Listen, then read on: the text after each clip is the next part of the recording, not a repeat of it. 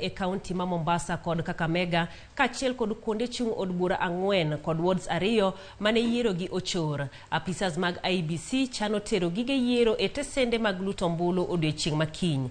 Duol matayo yiero ne otiego apisas mage motelo ne yiero no. Kabende apisa mochung' ne yiero Mombasa Swalha Yusuf ogolo siem ne josiasa mondo kik gitem rocho chenro mar yiero mano mawuok tich juma manyien.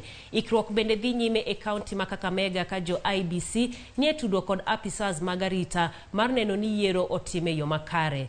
Jodak mar Ongai kaunti ma Nakuru, Pokot South, Kacheliba kod Kitui Central bende biro yiero jaod bura margi juma manyien. We are having around 402 POs and DPOs. We are briefing them on their conduct on 29th of August 2022. We are also reminding them on what is expected of them. It is just a mini GE training that was conducted the last general election during briefs.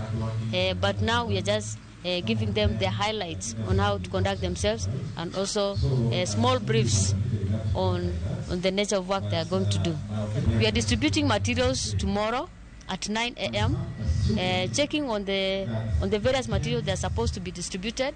Already we have enough materials, we have the ballot papers, and we are well prepared for the postponed election on 29th August 2022.